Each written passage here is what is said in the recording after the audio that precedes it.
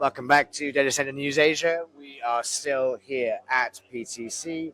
I am joined by Nabeel, Mahmood, and Phillip, Phillip Koblence. That's you've got it. You've got it. The hard one. Tried it Definitely 7 times. The founders of the Nomad Futurist organization that, if you have been watching the channel, we have doubled in subscribers since last year. So if you were part of the original half, you'll have seen our interview with the guys back then. We've been working together a little while, trying to bring the message out there.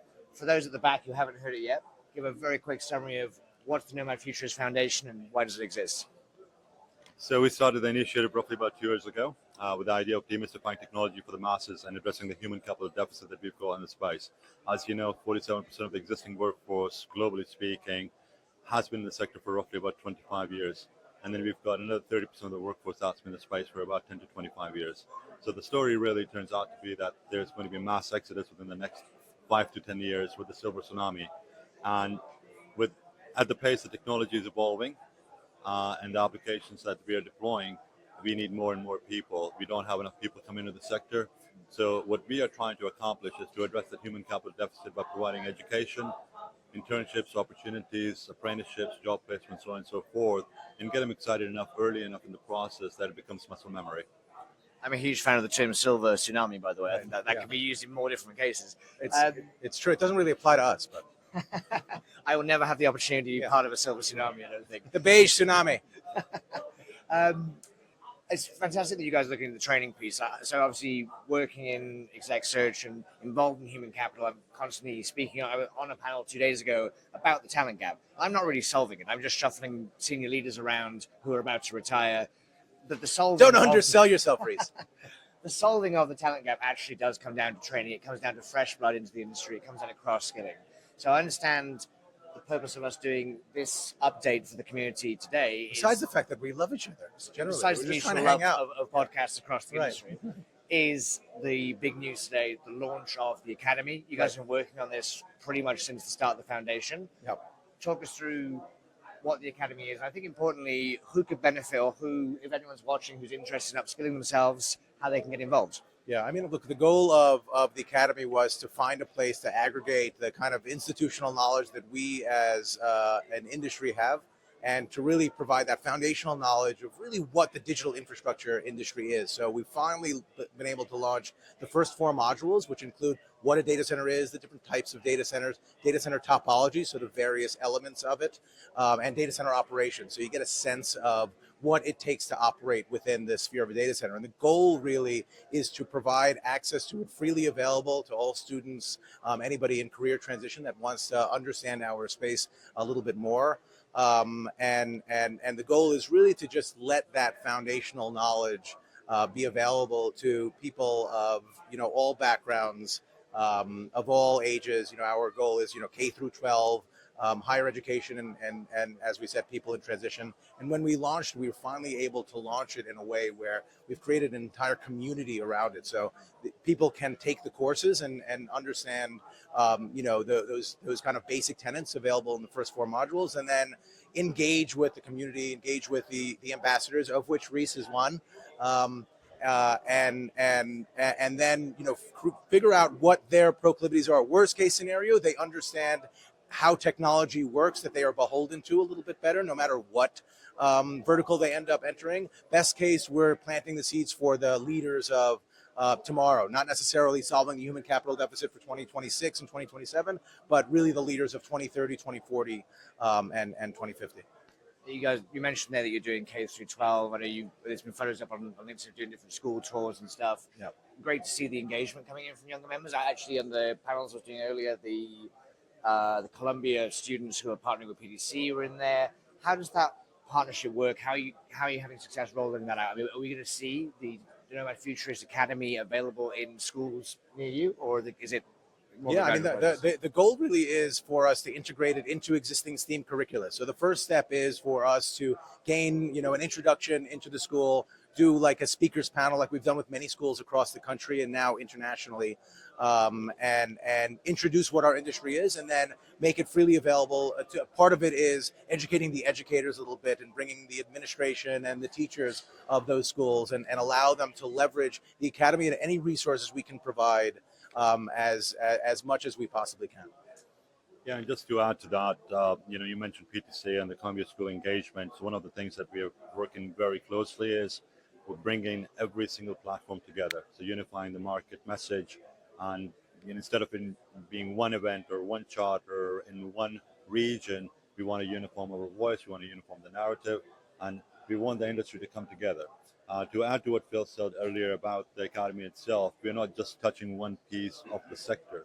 The way we define that is the data infrastructure, not just the data center, and that is everything from identifying good dirt, designing, building, operating a data center, and developing the technology stack, the application stack, security, and all the business units and all elements that basically provide that user experience, even this to your users. So it's There'll to be a make digital sure. infrastructure recruitment module that Reese, I'm sure, will author to There- find the there- next there- generation. there- of- I didn't might agree be. to bring more competitors in. I think it's actually fine the space just as it is.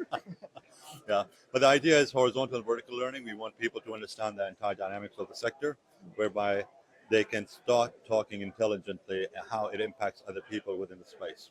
And then figure out what their passions are. And it's similar to like a Montessori method where people get exposed to all of it, and inevitably they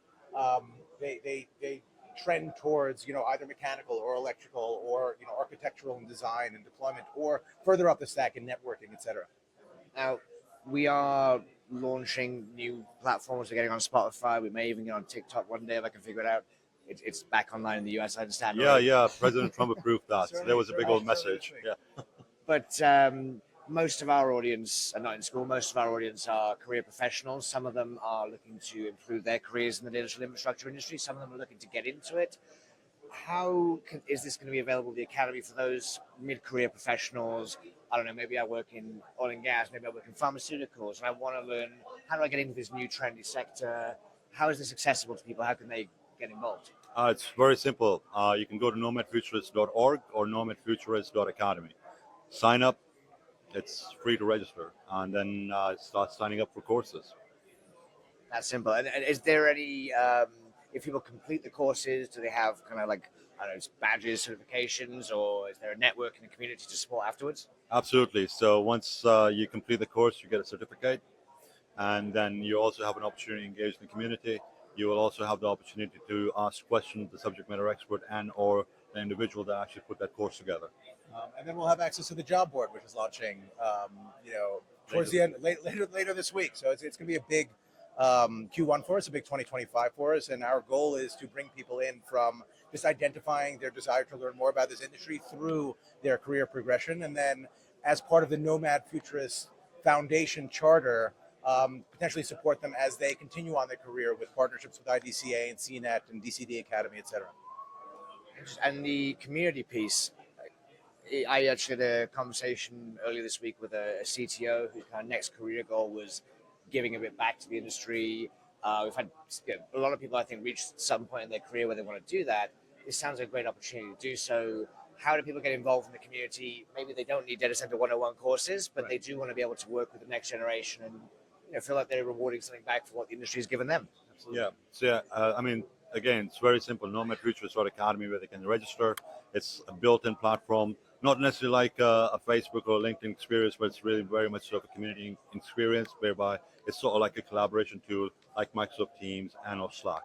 And this is available. I mean, obviously the internet is worldwide. I'm not a complete for this time, but this is available. I know the school projects are going on mostly so far in the US, but beyond myself, I know there's Adam and Daryl and a few others in Asia who are spreading the message. Right. Are you making traction Europe, Asia? Is this going to be, rolling out globally with partners or? Absolutely. So we are going to be rolling it out globally at the same time. One of the goals that we have is to make sure that we identify talent where they are. So we're not importing talent as we continue to have this proliferation of data centers worldwide in a lot of these, up and coming areas that don't necessarily have a lot of digital infrastructure in and of themselves. So I think the international piece is a huge one for us. Excellent. Well, guys, this is a fantastic update. So nomadfuturist.org was the site.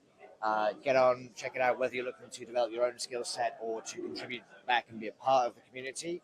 I've been asking everyone, well, James has too, but he actually has meetings right now. Everyone, what's been the best party of the week?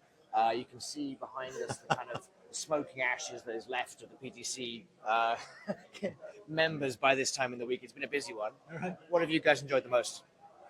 Oh man, I mean, it is difficult to pick the best thing about being in Honolulu in January, especially when you come from the East Coast of the United States or the Midwest of the United States, or frankly anywhere in the United Really States. blows your hair off. It really blows your hair off. I mean, I had a full head of hair before I came down here, and this is what's left of me. But everybody really has fun at these events. It's like the beginning of the year is a chance for like a fresh start. So everyone is really excited. The energy at this conference seems, significantly more than last year, and it feels like it's building year over year.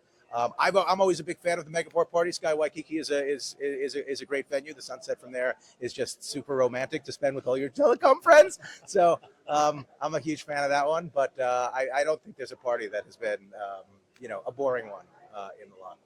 Yeah, I totally concur. I mean, there is not one boring party, I would say. My favorite one would be Backstreet and then Megaport for sure. It's good. Yeah. You go where the money is, and that's where you get the best food, and then you go get sloshed afterwards. It's perfect. Yeah, but the most fun part is to host everybody out here, being from the island, and to see all the happy faces and an amazing start to the year. So are you advocating that we move these 10,000 700 executives over to the Big Island next year, or we're going to keep them here in Honolulu? Yeah, let's keep them in Honolulu. But most of you are welcome to come out and visit the Big Island. I don't think anybody wants to swim in the lava flows, but I think it would be fun. Well, nomadfuturist.org for training, and hit Nabeel up directly if you want to visit the Big Island. Stay in his place. He's very welcoming. It's available a lot of the year. His cell number will be on the bottom, Chiron, if you want to text him directly about staying at his house. Cheers, guys. Thank you for having us.